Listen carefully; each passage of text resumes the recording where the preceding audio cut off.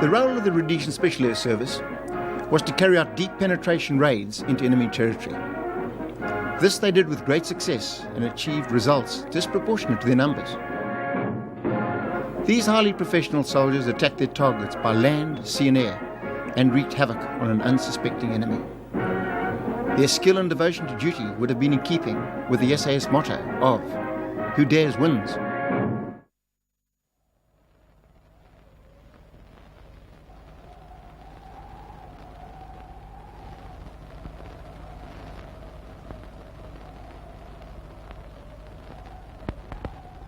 How we envy your freedom, defiant bird of prey.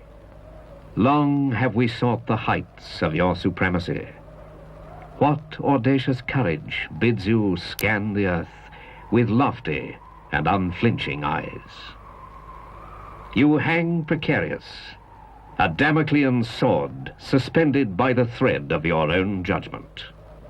And then, with effortless fury, dare to plummet upon a confident and unsuspecting adversary.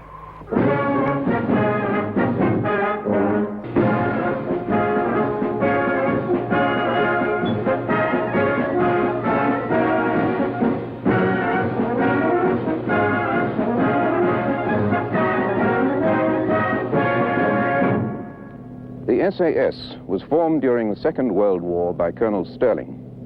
Its purpose was to operate in small groups behind enemy lines. It had fantastic success, especially in North Africa, where it destroyed more aircraft on the ground than the Royal Air Force. The unit was disbanded after the war to be reformed in 1950 for special duties in Malaya. The Rhodesian SAS had its origins at this time when Rhodesian members of the Far East Volunteers joined the Malayan Scouts, as they were first known, and then formed C Rhodesia Squadron 22 SAS Regiment. The idea of an SAS unit in Rhodesia itself was shelved after the Malayan campaign until 1961, when under the patronage of Sir Roy Walensky, C Squadron SAS was reformed in Rhodesia as part of a Commonwealth defense scheme. The unit operated from Ndola in northern Rhodesia until 1963, when it moved to Salisbury. The squadron has gone from strength to strength since its inception, and today is an integral and vital part of Rhodesia's defense.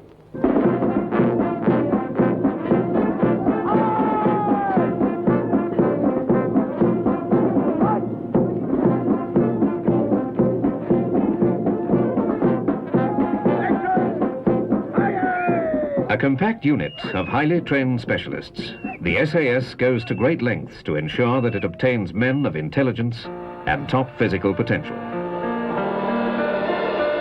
Every recruit undergoes a comprehensive selection course, and his talents are finely measured. I'll climb the lonely pathway home, where my love's just an aim, and I'll climb over hills alone, just me, the wind and the plain.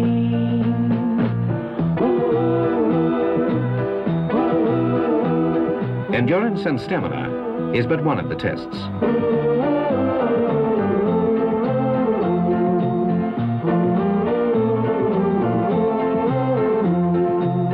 Now all that's left is me, the wind and the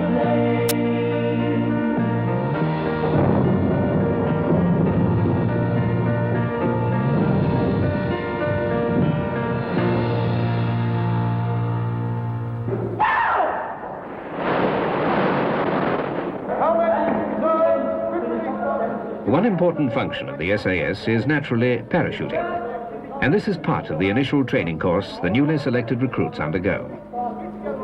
The recruits are drilled until falling and landing become second nature.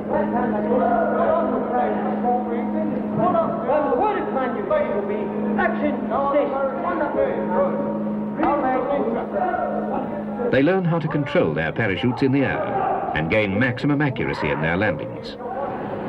Every piece of equipment is checked and checked again until it can be handled blindfold. In fact, safety is the most important aspect of parachute instruction. Called ground training, it theoretically gives the new man confidence to take that first great leap from an aircraft. In practice, however, just as you're becoming bored with the complete routine of the thing, the instructors announce the date of the first jump. It's about this time when every recruit begins to wonder if parachuting is such a good idea after all.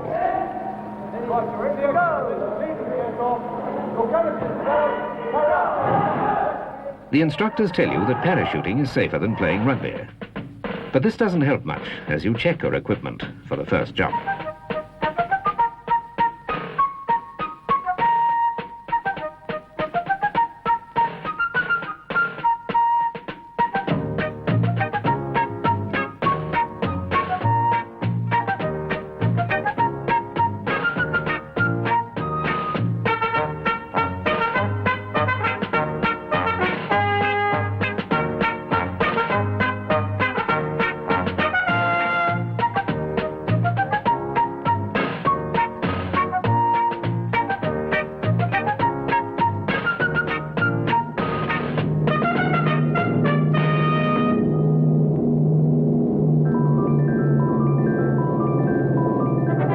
The relief as that parachute opens is indescribable.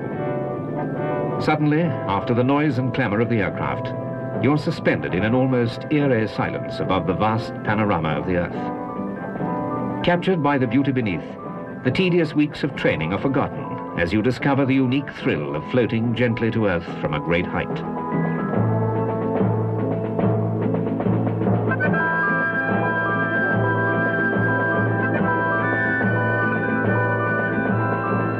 And then, as the ground approaches, those weeks of training come flashing back. Head well forward, shoulders round, feet together, watch the ground.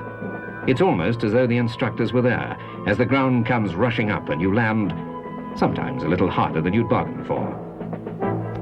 Back on terra firma, still awed by your experience, you gather your parachute together, and you can hardly wait to get back up there and try it again. Today, the SAS also employs freefall to tactical advantage. Paratroopers jump from tremendous heights out of radar range, falling free and silently for thousands of feet before opening their chutes relatively near the ground. This method, apart from allowing men to be placed in an area with little chance of them being detected from the ground, even in daylight, also allows them to land with complete accuracy by virtue of the type of parachute that is used.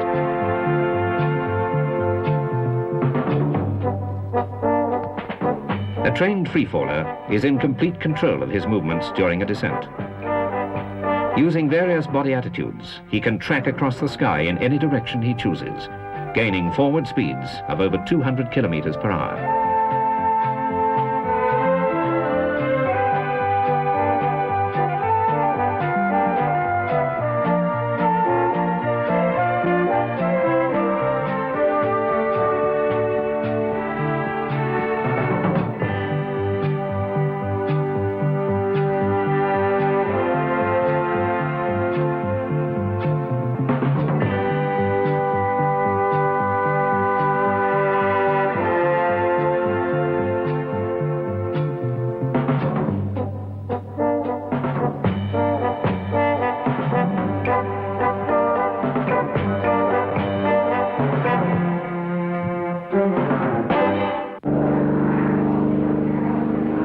The SAS is linked closely with the Air Force, not only for transport to the operational area, but also for support purposes during operations. Aircraft are directed onto their targets by troops on the ground with great accuracy and effect.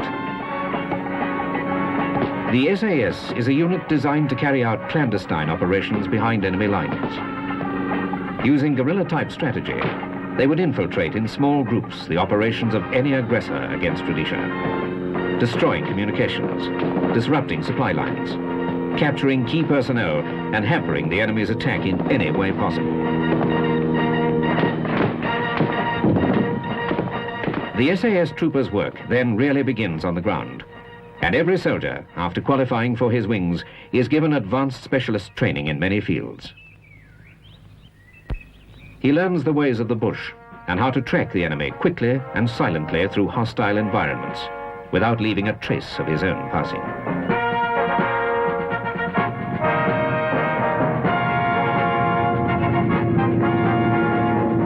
Fast hit-and-run tactics, long-range operations and concentrated firepower are achieved in saber vehicles such as these.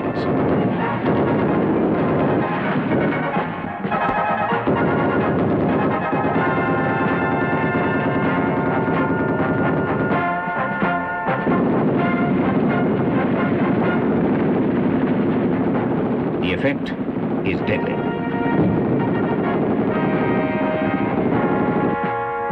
The SAS trooper is highly trained in almost every type of firearm in order to strike effectively when the need arises. Light, portable and hard-hitting weapons are the basis of the SAS armory. A man may have to carry his arms for many miles before being required to use them. He must be ready. He may only have time for one shot.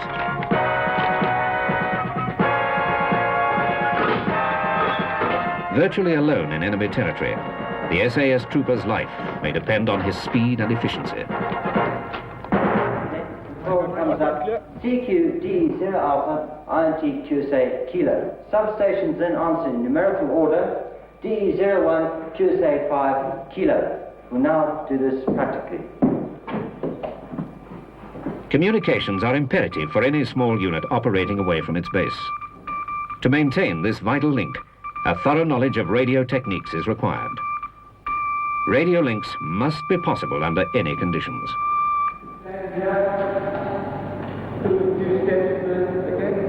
Many other skills go into the making of an SAS trooper, including the gentlemanly art of hand-to-hand combat.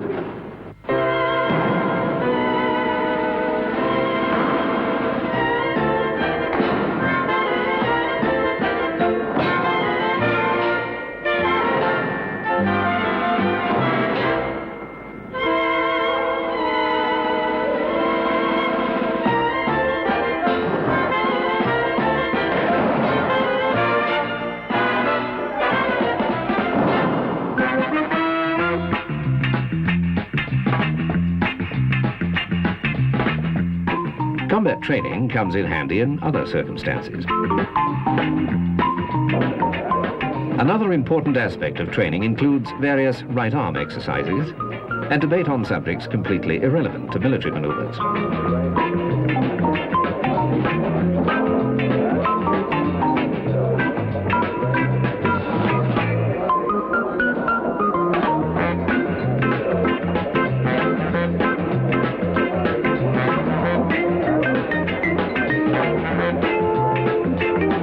Tradition also plays an important role in the recreational life of the SAS.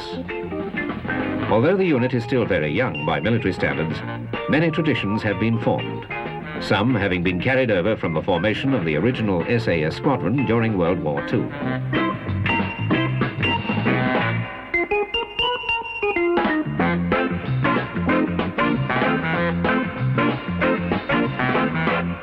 SAS medics cannot accompany every compact unit behind enemy lines. Troopers therefore receive medical training in far more specialized fields than normal first aid. Physiology, tropical medicine, and general casualty work are part of this training and enable the SAS trooper to deal with almost any injury in the field. Freedom of movement is the first essential of a unit such as the SAS, even on mountainsides.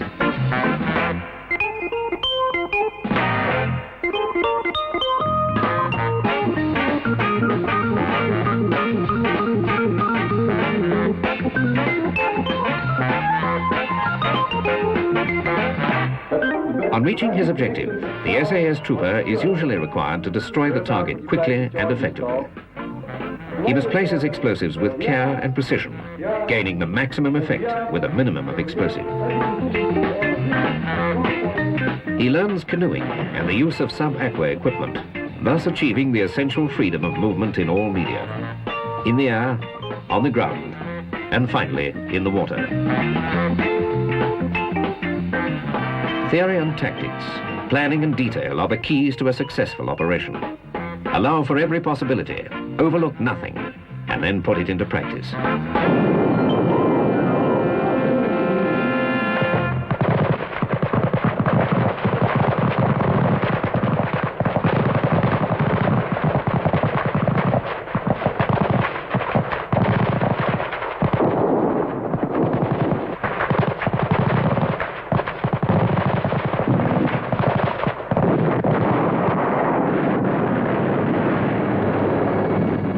Although basically a deterrent to any aggressor who might plan a major attack against Rhodesia, the SAS now also plays its part in the internal security of the country.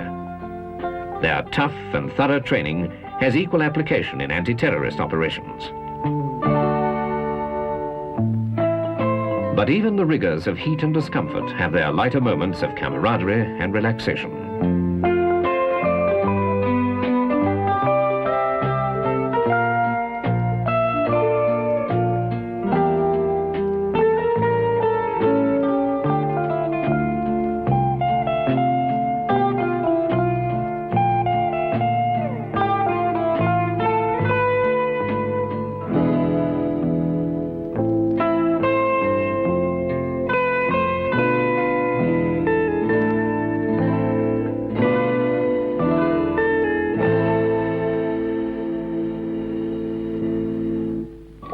The SAS, however, never loses sight of its primary deterrent function, a function vital to the overall defense of their country, and a function which must be continually exercised and kept in readiness.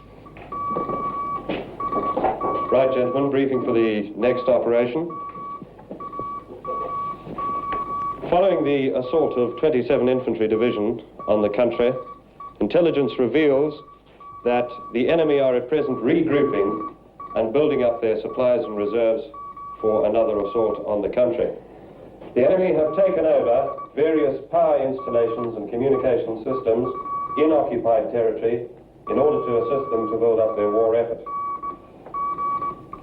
The most important and the vital points of the enemy at this present moment are the bridge at this position here, over which the enemy is bringing the bulk of his heavy equipment and supplies to his forward troops.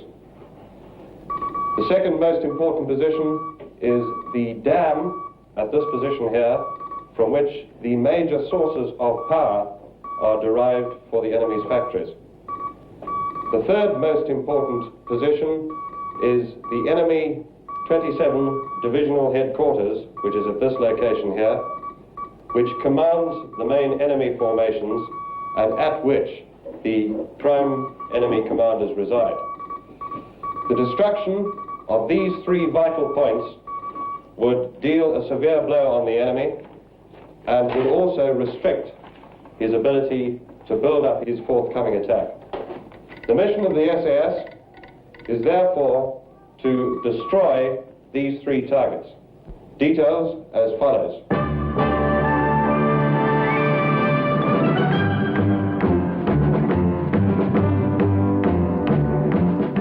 As you will be parachuted, normal pre-jump synthetic training will be carried out. Group 1, you will take a small party and drop in by parachute with your explosives and destroy the bridge. You will then move independently on foot back to our own territory. Group 2, your target is the dam and power installation on which you are to inflict the maximum amount of damage. Group 3, your target is 27 Div HQ. You are to capture the commander and destroy the headquarters. That's all, gentlemen. Now it's over to you.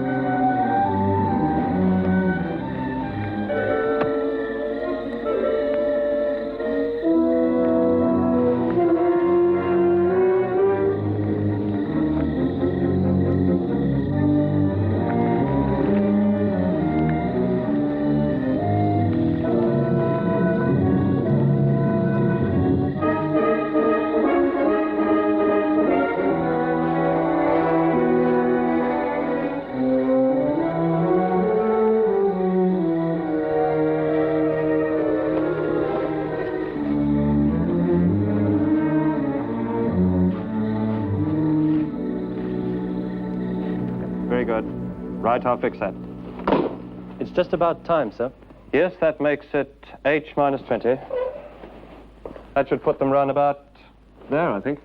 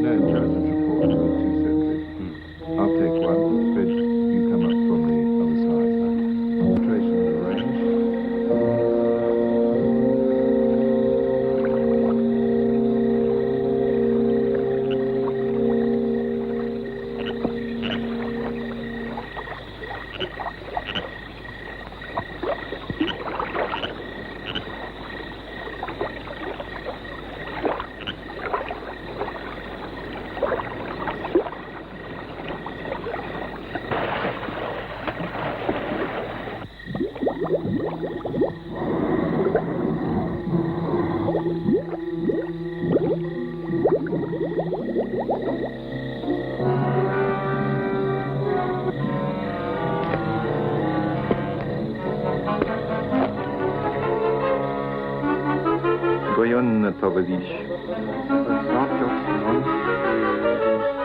Cum sta falando?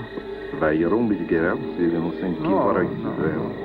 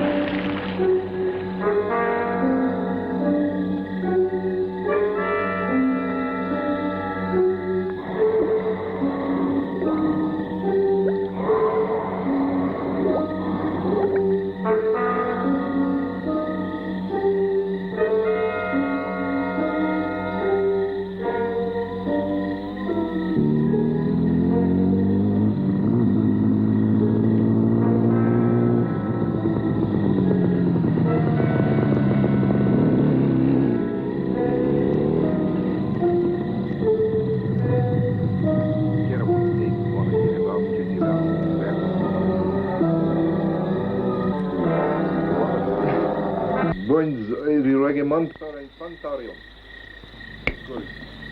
Skori. Nein, Uber, die ist very back. Boris, oinas deres kesh forayım. The voice is on in Heneman people. And you go in on the anointing day. Yeah, one lango. No. Sredini bamvaj. Ja, dat ding is. Was not going to move moim zala. Nein. Da ist wieder ein Igor, die durch Schweiz. Da durch Deutsch. Die Historia in Deutsch, die vorige Linie.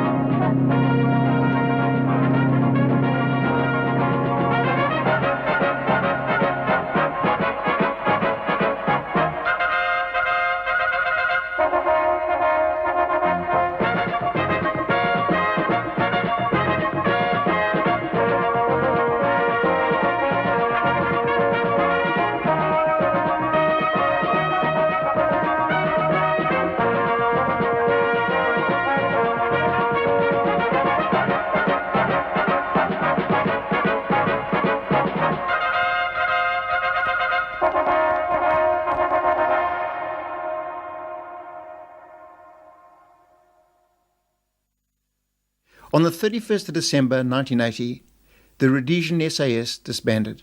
A telegram from 22nd SAS in Britain paid tribute to the operators. Farewell to a much admired sister unit.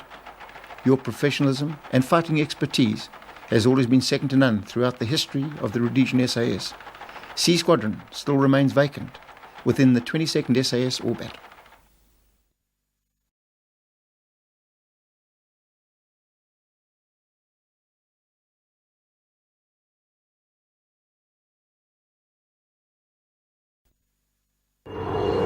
On Sunday, the 29th of May, security forces tracked a terrorist gang to the Mozambique border in the southeast of Rhodesia. And shortly after first light, a terrorist base camp known as Rio Wanezi, 5 kilometers inside Mozambique, was overrun by the Rhodesian army. The attack met with little opposition, and 32 Zanla terrorists of the Mugabe faction were killed without loss to the Rhodesians. After the action, the camp was destroyed by fire.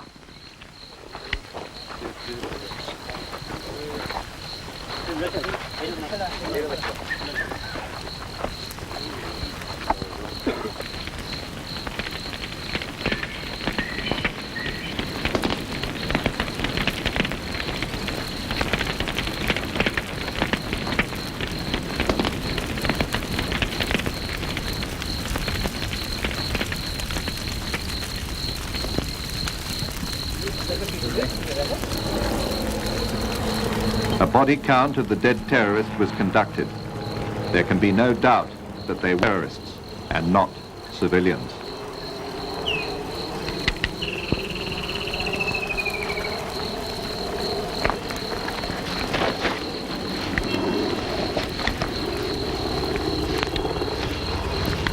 Security forces conducting a sweep after the contact located a wounded terrorist in thick bush. In his kit, a wad of Mozambique banknotes.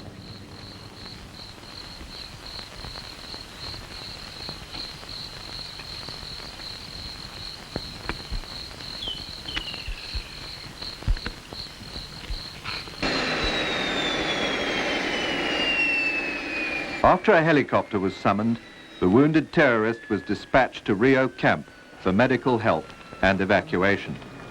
But despite all this attention, he was to die.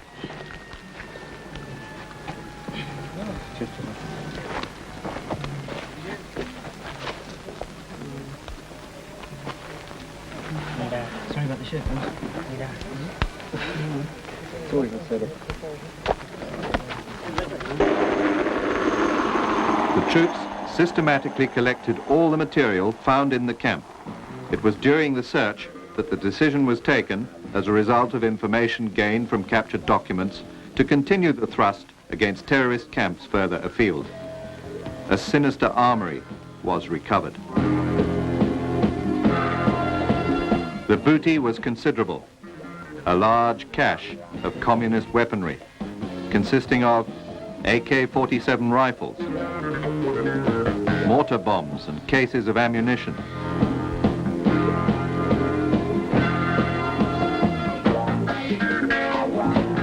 heavy machine gun rounds, AK-47 magazines, rockets cellophane wrapped, rockets in cases.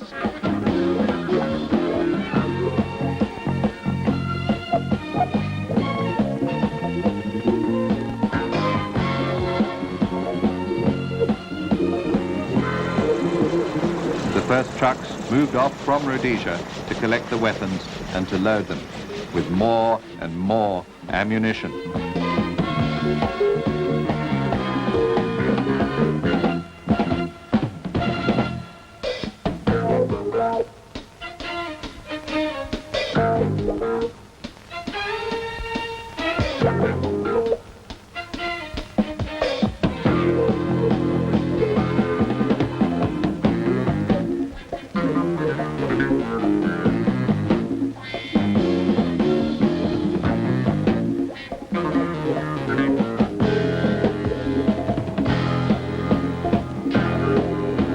Boxes of RPD machine guns,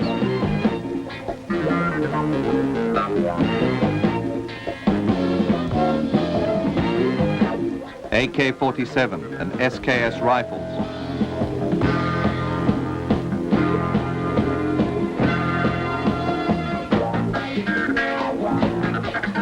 RPG rocket launchers,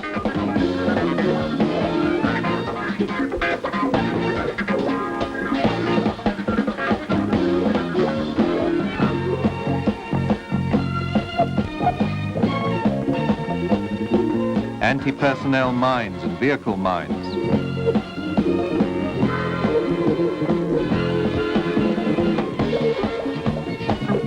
countless Rhodesian lives would be saved by this action.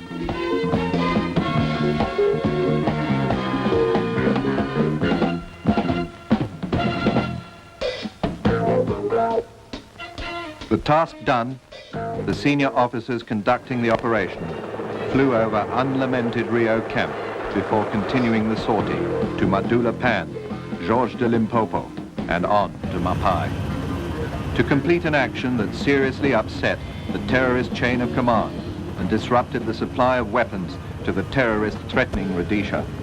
A classic operation conducted by Rhodesians in defense of their country, reminding their enemies, if any reminder was necessary, that the Rhodesian lion still has very sharp teeth.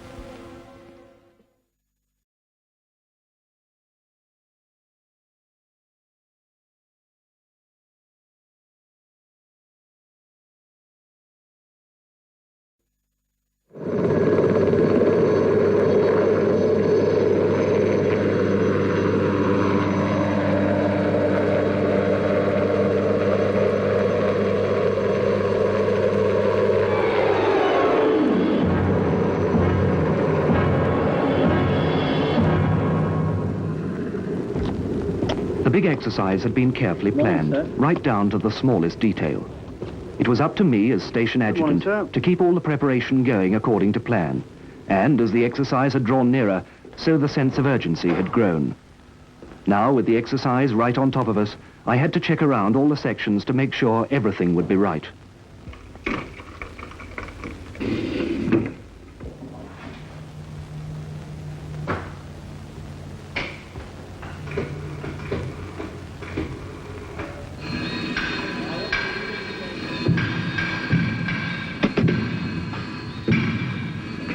Good morning, 5 Squadron, Flight Sergeant Garrett.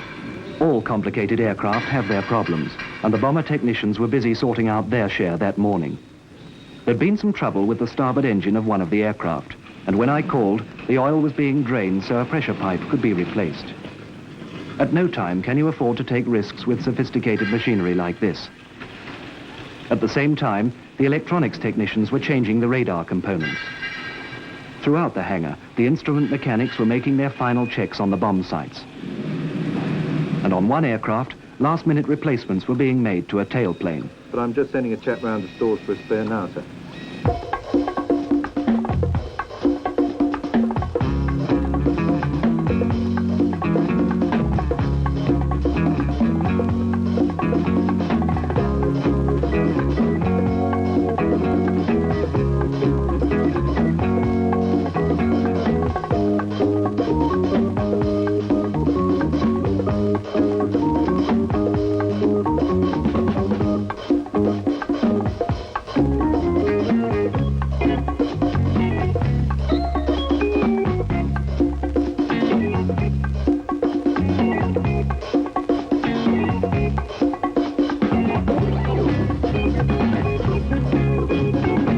In the armory, the same sort of preparation.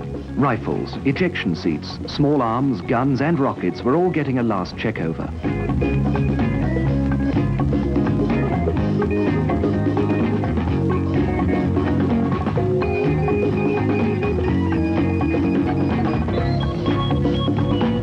In the bomb dump, the whole range of aircraft weapons was being checked and made ready.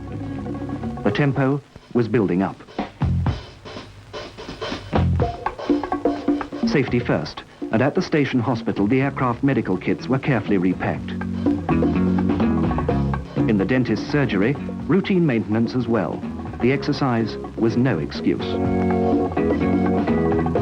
By now, the whole Air Force was on a war footing.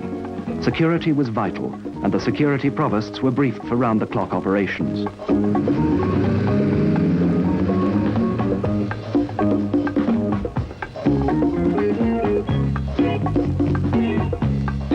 In other sections, the routine, painstaking work went on as usual.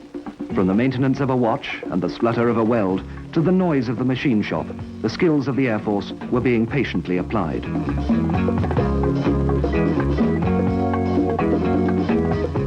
The parachutes were given their usual thorough inspection before packing and repairs made to their covers.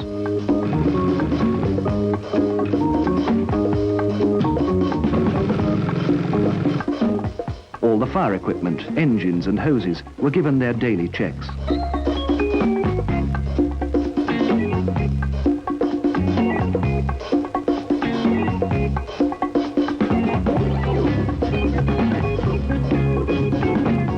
Elsewhere, the precise, delicate calibration of aircraft instruments was the program for the morning. The radio specialists had their own calibrations to sort out in their workshops full of communications and test equipment.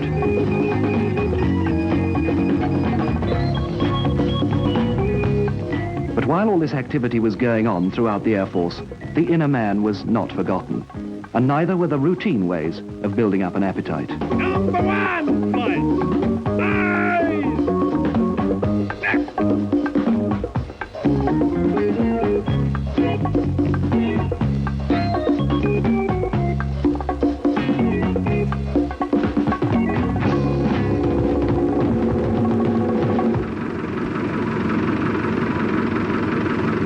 Before long, the domestic chores were well in hand, and so were the preparations for the exercise.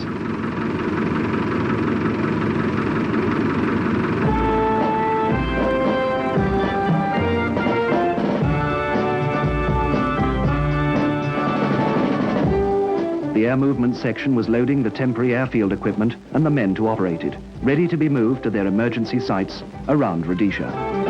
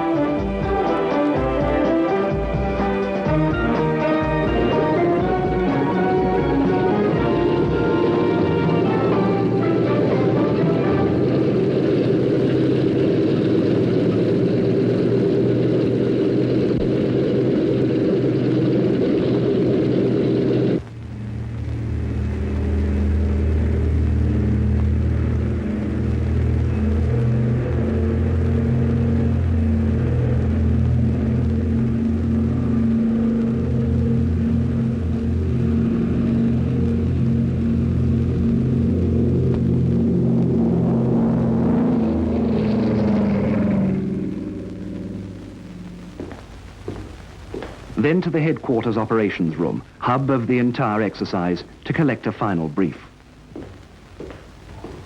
Oh, morning, Peter.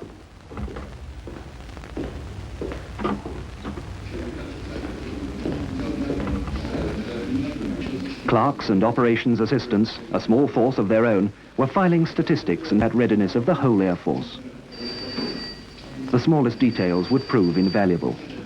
I would have to pick up information on targets, crews and aircraft for the first flight the following morning. Hello, Ozzy. The commander came in to get the latest information from the operations officer just before I left. We have all our new serum units. Everything was ready to go in the north of the country, but there was still some last-minute work being done on the aircraft at our base at Thornhill.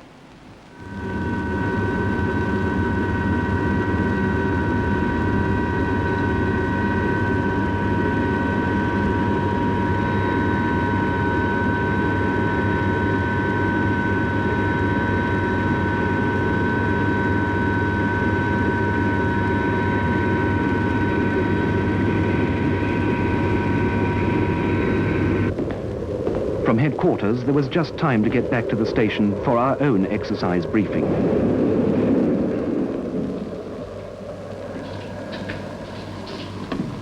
Sit down, please. Good morning, gentlemen. As you know, we're here to brief on the force exercise which starts at first light tomorrow. Exercise Vanguard will involve all our squadrons and a large number of VR units as well. Around the country, temporary forward airfields had been set up in the bush and were ready to operate under emergency conditions. The exercise would last 6 days and would mean activity around the clock. The first mission would go off in the morning on a precision navigation sortie. Specific points would have to be covered along the route at exact timings. Timing will be done by the police stations as usual.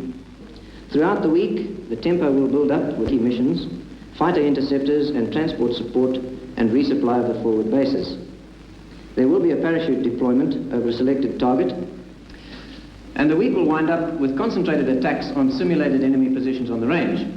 Generally, the Trojans will act as forward air controllers, and all other aircraft will use cannon, bombs, guns, and rockets.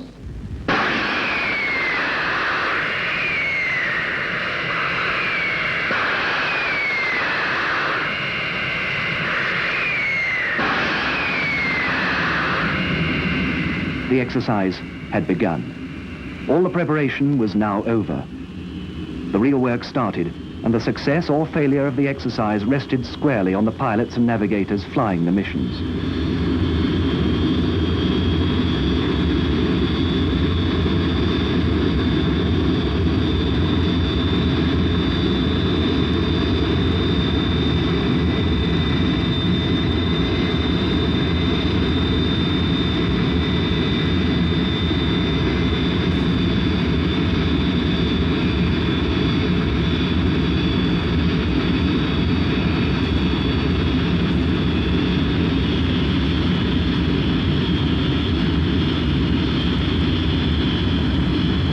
The bombers taxied out that first morning for what was to be a low-level flight of 700 nautical miles over a series of timing points.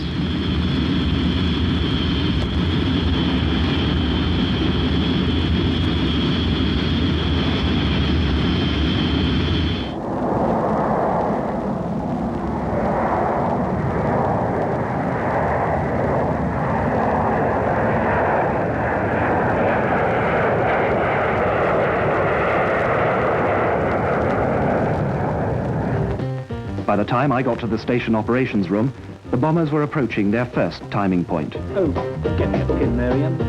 Thanks. Yes, they should be at the first police station here in about 7 seconds.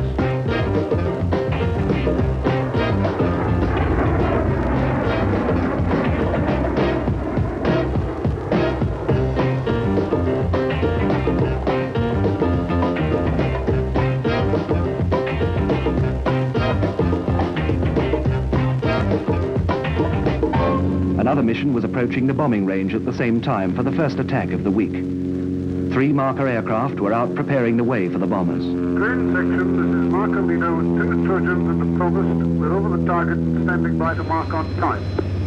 Roger, Marker. We're 20 seconds out, standing by for your markers. Steady, steady, steady, steady. Target area dead ahead. Steady, steady, steady. Train section, this is Marker 3, marking your target now. Marker sighted, turn left, left, left, left, steady, steady there. Check safety switch. Check, steady, steady, bomb gone. Bomb falling.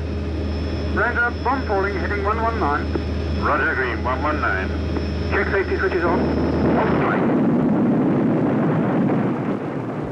The fighter force came in afterwards to back up the bombers with strafing attacks.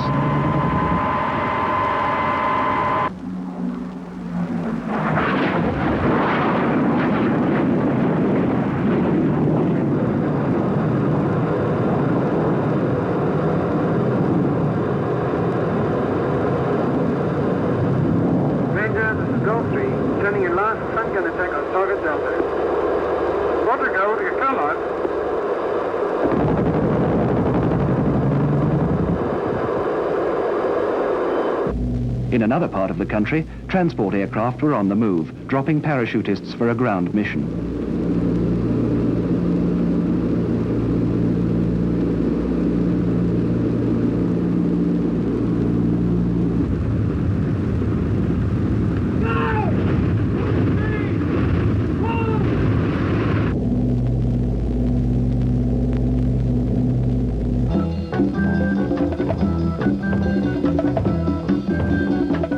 It wasn't long before we had our first emergency.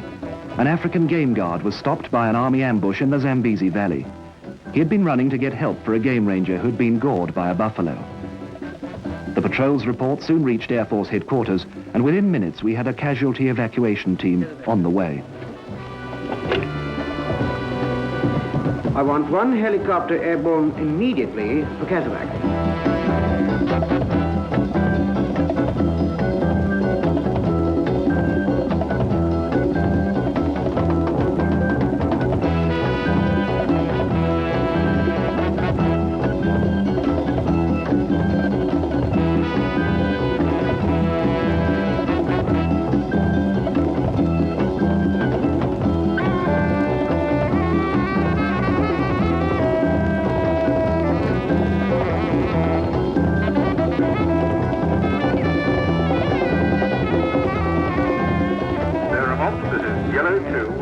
The casualty this time. We'll be airborne again in 30 seconds. Please inform the hospital our ETA is 1540. Roger, yellow, we'll go.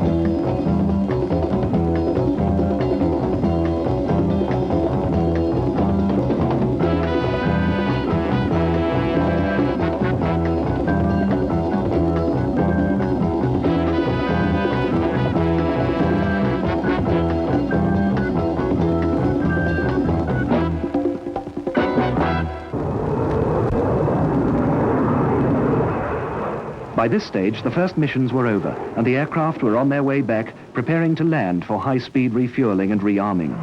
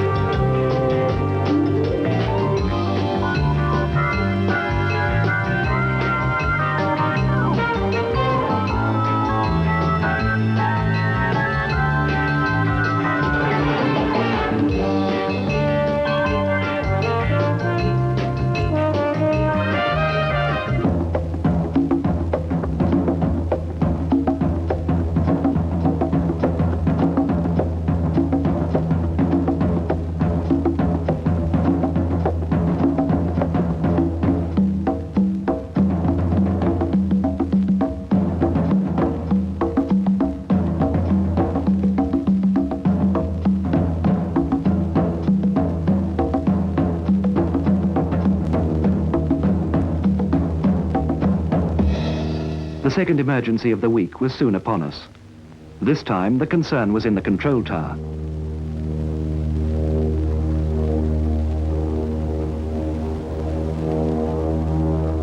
I got an intruder on the screen. Scramble 200s.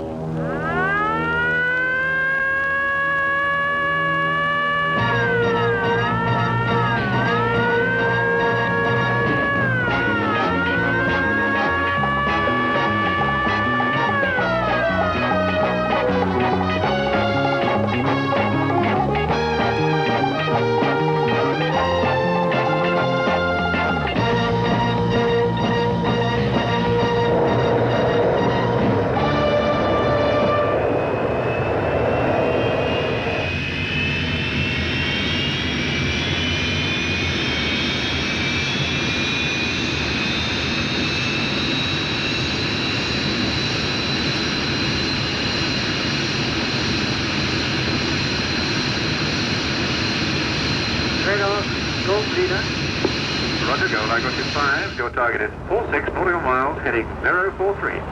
Roger. The Gold Leader, your target now 28 miles, dead ahead, low level. Roger. Gold Leader, turn left, 5 degrees to 038. Target now 15 nautical miles. Roger, distance 038.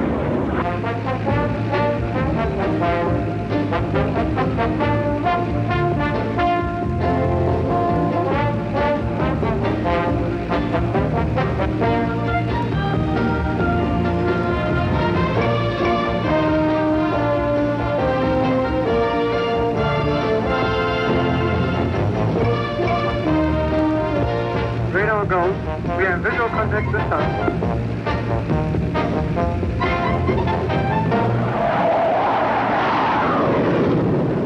The bandit was just a farmer who hadn't filed a flight plan. And so, back to the exercise.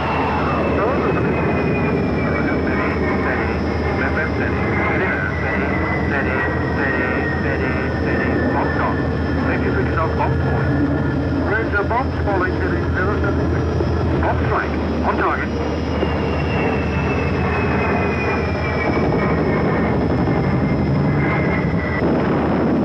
Ranger, this is Marker 1. Am I clear live? Roger, Marker 1. You're clear live this time. This is rear section turning in for front gun and Charlie target. Blue, you're clear in on the marker.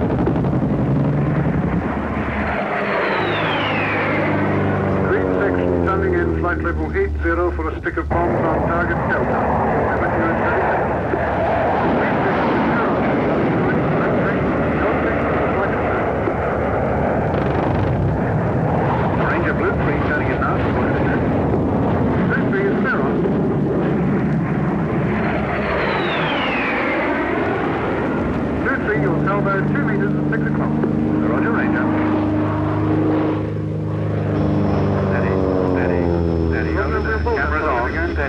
Steady, hold that. It's circle on the high front gun.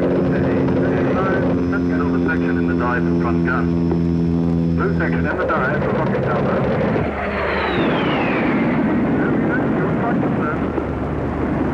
Ranger, this is Gold Leader. I just for low bomb. Target this time. What's the go? You turn up to low bomb. What's the go? You said. Gold Leader for rocket salvo. Strike.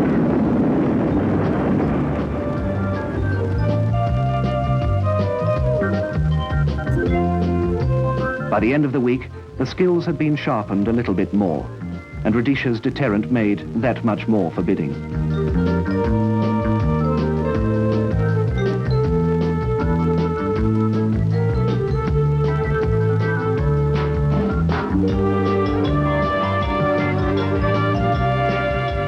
At least one aircraft had come away with a trophy. That farmer's Tiger Moth will be preserved as the pilot's first kill. Exercise Vanguard over, we rounded off the week with some ceremony and a formal dinner. Mr. Vice, the loyal toast. Gentlemen, Rhodesia. Rhodesia. The formality soon went, as it always does, and we let off a bit of steam. You're all...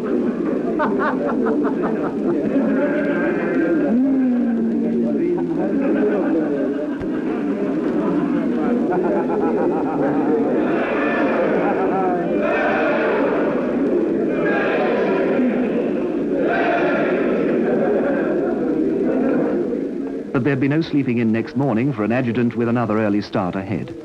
So I excused myself from the party, said good night, and goodbye to the Air Force exercise for another year.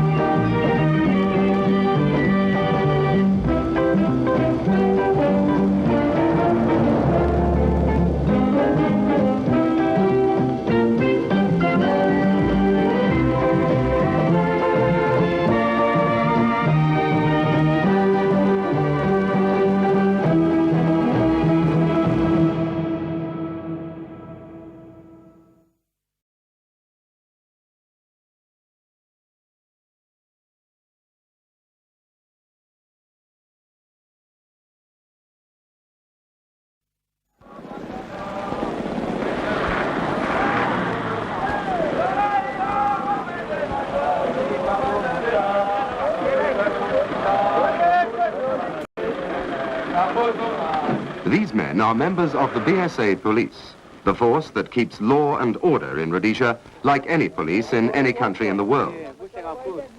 But these are in a fighting wing, the support unit, their only duty to search out and destroy the terrorists who cross the borders of this country. This troop has returned to base after a long and successful period of action.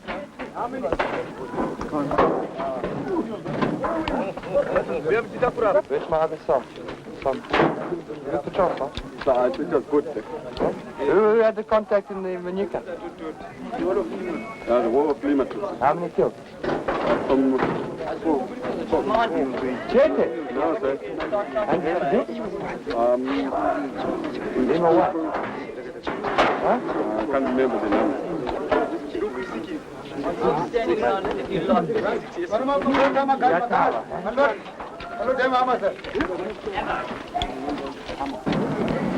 At the moment, where we've been operating, there tend to be one, as we'd call hardcore, in a group of perhaps 8 or 9 youngsters, locally trained blokes, or very little training.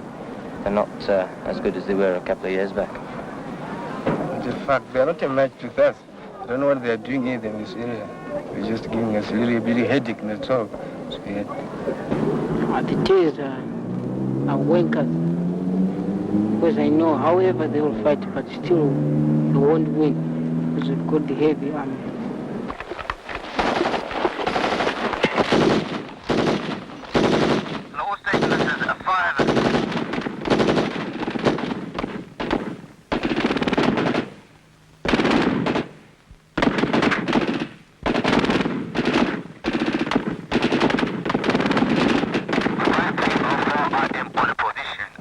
I think the Tears are wasting their time because they can't stand with the Rhodesian security forces. They are not well trained in their weapons, they are not strong enough. I have even proved that myself with the gunshot in my left hand. We were in the vehicle and we were ambushed. I was hit and the bullet came through here. I had many and multiple fractures, but nowadays I'm getting better. I jumped out of the truck trying to rescue my troop commander. That's when I got another shot and threw my right elbow. I pulled him on my shoulder and got another shot through my upper arm, left upper arm. When I was taking him to cover, I also got another bullet through my back. And from that experience, I saw that the terrorist arms are of no use because if it was an F rifle, I could have been dead at that same spot. So we started sweeping. We came across one tour, opened up in front of us. We killed him, went round and carried on. As we were walking further on, the light was fading. We were just in an extended line sweep. And as we walked past, the tour just got up from behind a bush and shot me in the foot. So I just turned around and shot him.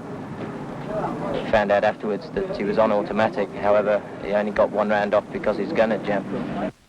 It may seem strange so soon after the real thing to come under fire again in a controlled battle course. But it has proved invaluable in keeping up the high standard of the support unit. Fitness and sort of stamina. Fitness and stamina is a great part of it. So sort of once you can excel yourself and go beyond your tiredness and still be alert and still be able to shoot accurately after you're tired. That's what it's trying to sort of bring forward. So you can sort of emit sort of limitless strength, carry on going. That's what you need against these gooks because they just believe in one thing, one day forward, goodbye. If you can run 100 miles an hour, then you can catch them. If not, then bad luck. Go! Hey, go! Come on! Step out, Sergeant. Off your arm. Look, watch my strike. Silence! Wait! Stand up! Oh, no!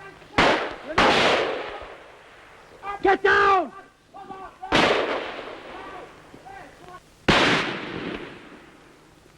Come on, get up!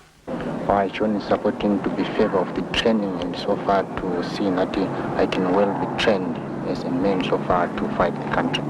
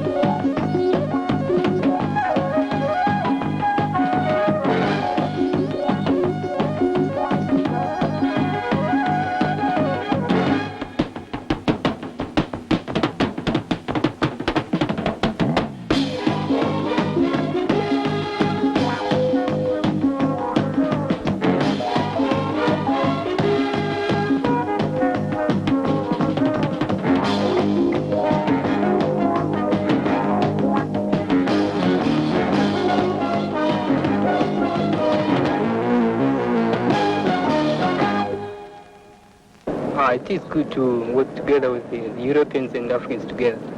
I've even proved it again. I've stayed in the unit for 6 years. I've had many friends, some are now in South Africa and some in Britain, and we are still writing some letters to each other. I'm fighting to save our country. Well, John is supporting, I don't like communism. That's the only thing that unit support, I want to counter them, get rid of them. So, just I was fighting to help myself and defend my country.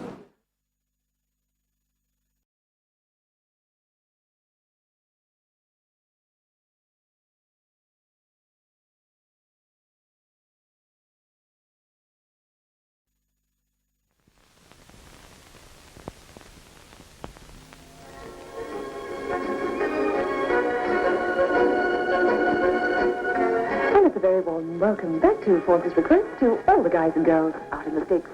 A greeting going now to my beloved boyfriend, Trevor Pomfret, and I should tell you Anybody that for a drink? love and misuse Yes, I'll have one, please thanks. hurry on home. Thanks, mate. I'll have a beer. Oh, I think I'll take a quick trip and cool off for a while. Yes, you better make the most of it. You won't be able to do this when you go back to the bush. You want to bet? I'll probably be swimming in the Indian Ocean at Maputo on Tuesday. Don't tell me, Charlie. I bet you've never even been across the border. Hey, tune these tricks, man. I'm telling you, we're going over on Tuesday. Are you going too, Mike? No, not this time. It's only off Charles's outfit. Well, I'll think of you then on Tuesday morning. While you're jumping out of your plane, I'll probably be grazing my breakfast. Thanks a span, eh? By the time you start grazing breakfast, we'll have been on the ground for 2 hours. We're jumping at 5 o'clock. Come on, Ixie, I'm jumping now.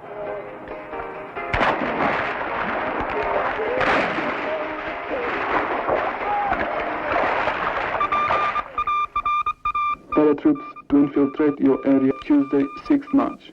Over target area 0500 hours. It's life easier if we can plan ahead and use our storage capacity efficiently. Sure, Nigel. But sometimes we have sudden demands for supplies. Now take this up over the border on Tuesday morning. We have to supply the needs of nearly 200 men. Okay, the whole thing is only going to last about 3 days, but they have to eat and drink and carry all their ammunition with them. Not like one of your Partu cables, you know. We can go to a police camp and get help if we want to. That's right. But these chaps over the border are on their own until they rendezvous 10k south of Nyangombe. It's a long way back. Sure. We're hearing the same again. Yes, thanks, Nigel. Same again, please, Martin.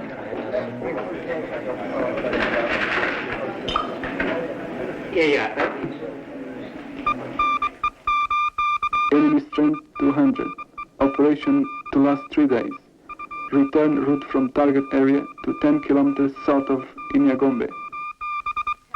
How are the children these days? I'm having such trouble with the children ever while Jack's away in these operations. Oh, I know what it's like. It's lack of male discipline, you see. We all suffer from the same problem. Oh, and he's so awful when he's at home. I always know when there's going to be an airstrike over the border just by the way he behaves. He gets so very tense and irritable. He doesn't sleep much either. I suppose all these pilots are much the same, aren't they? Oh, my husband's just the same. He flies transport planes. He won't be worth living with until it's all over. Still, perhaps we get a little peace after tomorrow night. Maybe, but we'll all lose our beauty sleep tomorrow, that's for sure. I said to Bruce yesterday, if you must go into Mozambique, the least you could do is bring some prawns back. Do you remember those delicious prawns we used to get? Well, he said, or I think he did, that they weren't even going as far as the sea, only about 120 k's over the border. And in any case, they won't be landing, just dropping paras. Are you going now? Bye-bye, dear.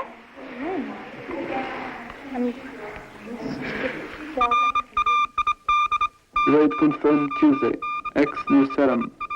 Target area 120 kilometers from border. Expect air attack prior to drop. I was very proud when Christopher won his commission. He's in my old unit, you know. Chip off the old block, eh? Actually, we had a telephone call from him last night from Nyangombe, didn't we, Mother? He said not to worry if we don't hear from him for a few days, but something is going on. Obviously, he couldn't say very much over the telephone, you know, security and all that stuff. He's recently been on a course, and he now leads his own team of specialists. He's a real key man, you know. Mother and I are very proud of him. This is Christopher here.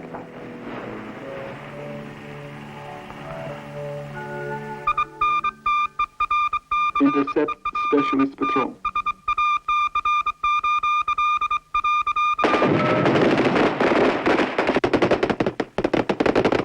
Contact! Over 22. Request air support immediately. Did you copy, over? This operation was compromised. Who was to blame? Were you? A these chaps over the border on their own until they wander from 10 k's south of Indian Gombe. By the time you start gazing breakfast, we'll have been on the ground for 2 hours. We're jumping at 5 o'clock. They're only going about 120 k's over the border. I'll probably still be you on Tuesday. Actually, we had a telephone call from him last night, from Indian Gombe, didn't we, Mother? They're just drop-in cars. It's all hush hush. We have a supply that needs nearly 200 men.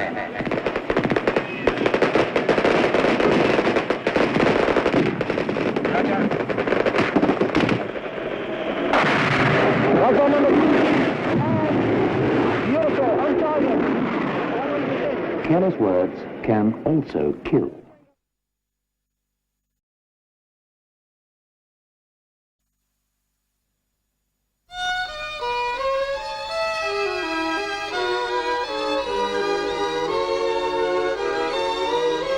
The messasses are turning to gold and to red. In the light of the sun they're like fires.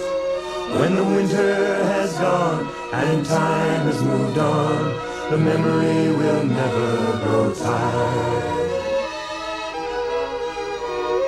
She taught me to live and she taught me to love. She told me about spring and September. She showed me the good times, she taught me to laugh. She showed me how to remember. The messasses are turning to gold and to red. In the light of the sun they're like fires.